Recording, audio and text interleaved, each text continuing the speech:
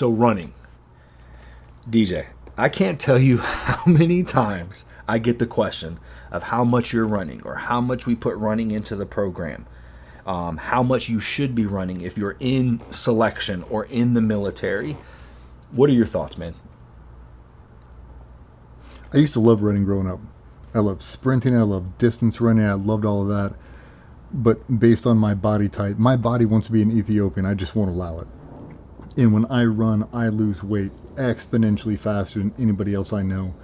So if you're training for a selection course, you have to run. That's part of the prereqs, and 99.9% of all selection courses are a running component. And if you're not a good runner, you have to run in order to get good at running. In order to know how to pace yourself, fighting against headwinds, and all the little ancillary things that go in there. Your stride, your gait, just everything you need to know, you get it through running. I haven't met anybody who's a phenomenal runner who watched a PowerPoint video or a YouTube video and learned how to run. Unless you put feet on the ground and actually propel yourself forward, you're not going to develop your running cadence and really know how to do it. So I think everybody should be able to run.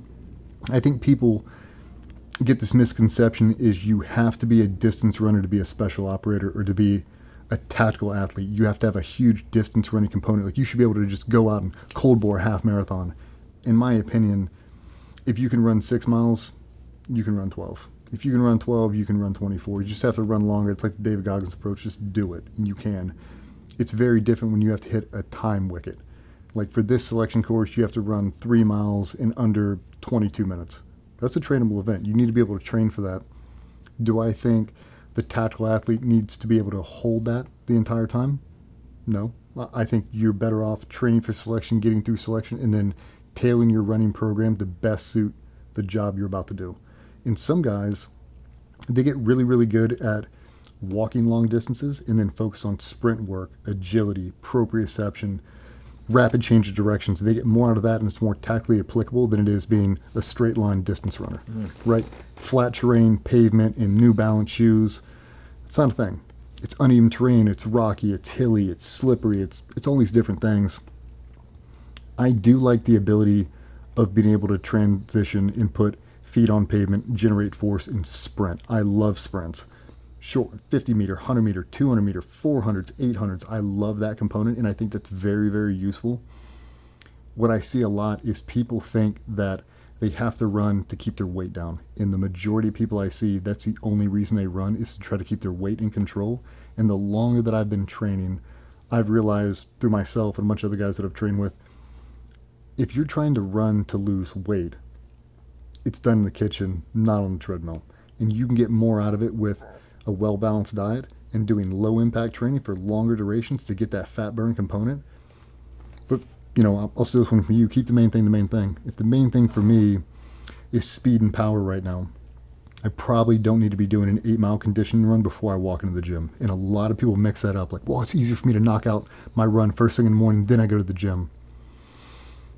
I would not be able to do a third of what I can do on Thursday, heavy leg day, if I did even a 3-mile run before. I'm shot.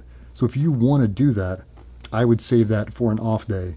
Like we do a press day on Tuesday. If you want to run later that evening, like post dinner, send it, dude.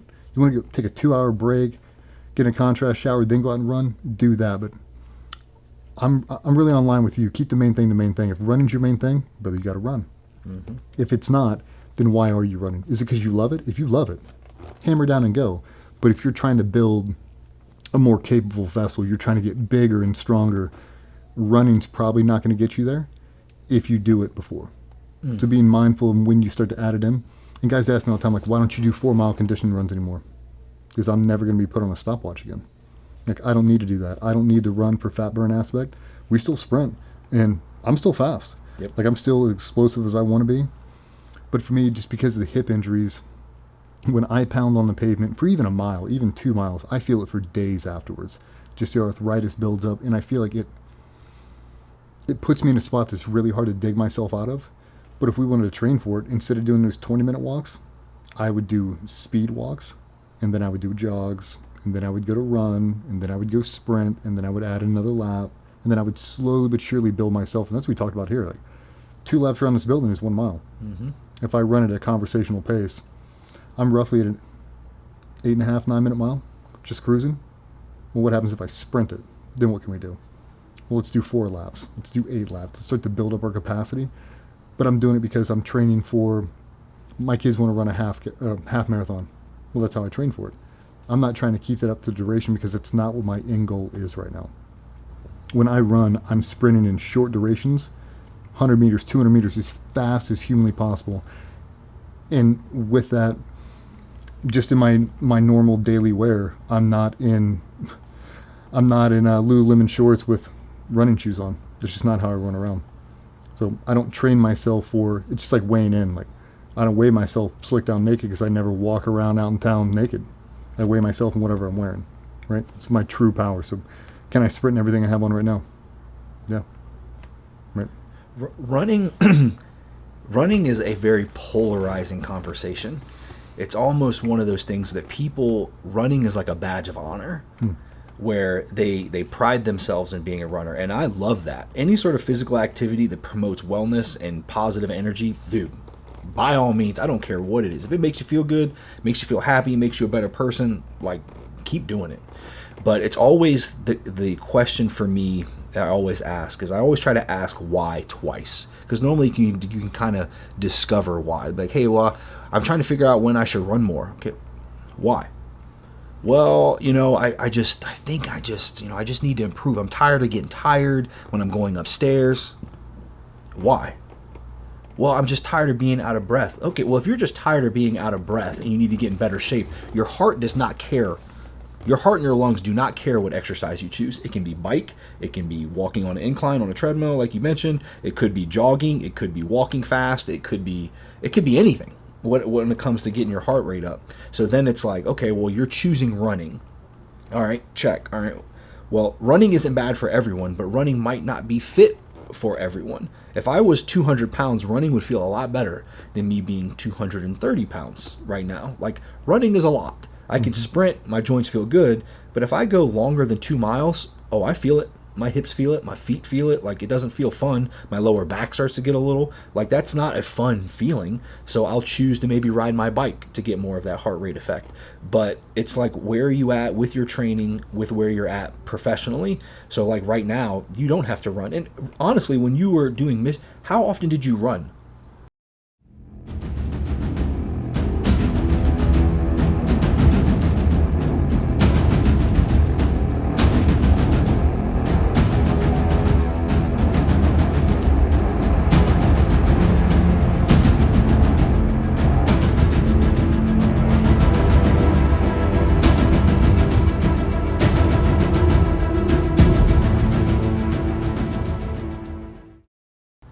After I got through selection, I didn't.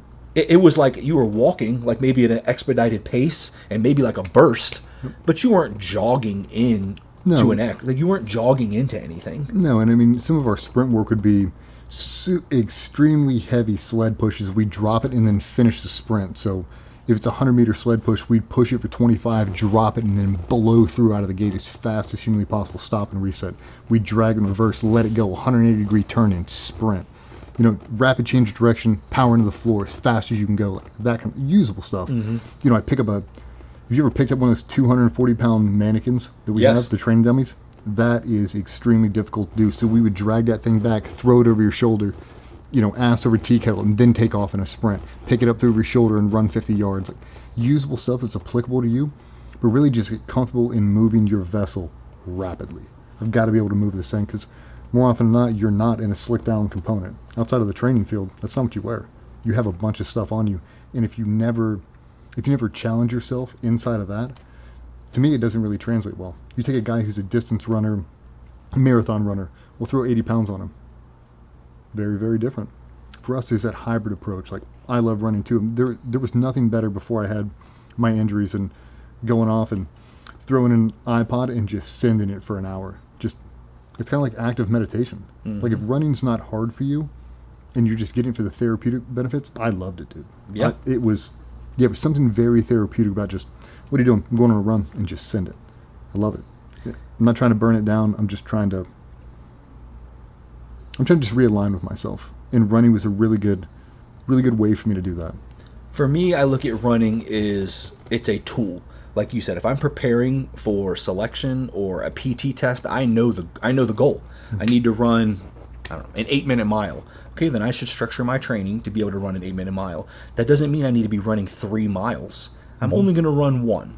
So how do I get faster at running 1 mile? Like you said, selection, that's a huge base of that thing. You're running every single day. You told me you're running to the chow hall and buds. It's like you're running all the time. So it's like that should be a huge part of your training. But after that, like, why are we doing it? I almost look at, once you get past that, is now aerobic work is more specific. Like, I care less of how far you can run and more how can you control your heart rate during strenuous situations. Like you said, picking up something, carrying it. Does your heart rate spike and now you can't make decisions? You're kind of flustered, you're heavy breathing, you're bent over. That's a problem. Versus, oh, I can run 8 miles. Okay, but can you carry something 100 feet? 250-pound person? Can you go upstairs? Can you do something stressful and then bring your heart rate back down and make a good decision? Because more than likely, if you're in the tactical profession, you're not doing any hard decisions with a low heart rate. True. Something's happening and a car door opens and you have to make a really finite decision with your heart rate through the roof. You're running down a suspect, now make a good decision. You're running into a house, who am I grabbing first? Like, you do something like that, it is heart rate up, make a decision. So for me, when I think about running, I think about aerobic capacity, I think about any of those things. To me, it is decision buffering. Like, how can we improve the aerobic system so that when you need it and you need to rely on it, that you can make good decisions that you would be comfortable telling people about the next day. So to me, that's what I think about. It's not just, oh, I need to run. No, you don't need to run. You could ride a bike. You could do all these other things. It's just, to me, it's not getting wrapped up in the word unless you need to do that word, like you said, which then, no shit, you need to run.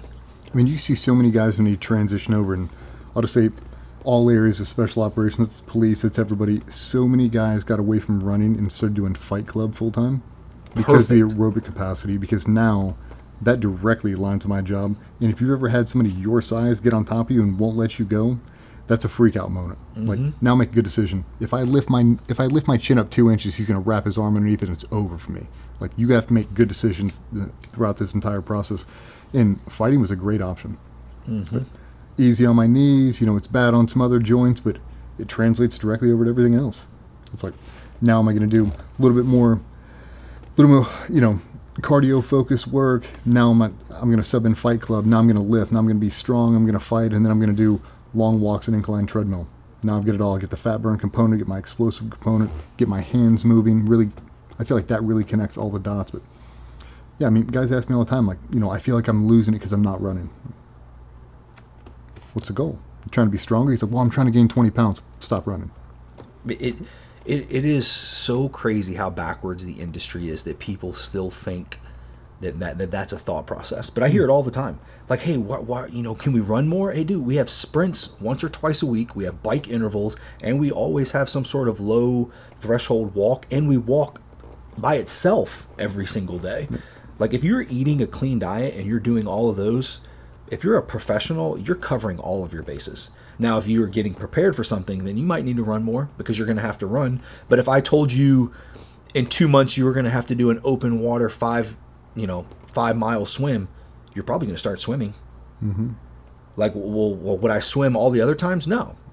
But you do have to swim for that test. Yeah. So it's like that. Maybe if you have to do a PT test once a year or something, it's like you structure your training so that at the tail end of that, you're getting back into or improving aerobic conditioning is one of the easier things to do from a physical standpoint. Yeah. Improving strength, getting more powerful, being more explosive, those are definitely more difficult. They are, especially if your training is not going to allow you the ability to grow from that. Right? You want to go in like, I really want to do a 500-pound back squat. Walk me through your day. He's like, I wake up in the morning, knocking a 5-mile run straight into the gym. Like, that's not going to work. It's just not going to work. Like, you have to be able to separate things and keep the main thing the main thing. Guys hit me up all the time. Like, I really want to get in the running, but I'm also trying to gain 25 pounds. It's going to be a very hard thing to do, my friend. It just is. Like, if you stick with our natural progression, I mean, we're at a minimum, you should be walking 10 miles a week. You knock out 20-minute walk Monday through Friday, and you do one after dinner, 10 miles a week. Like, pretty easy. You're doing that Saturday and Sunday, Now we add in one after lunch, like 21 miles a week now. Like, I mean, you can get the fat burn stuff out of the way. It's like if you enjoy running, programming on the days where it's not lower body intensity.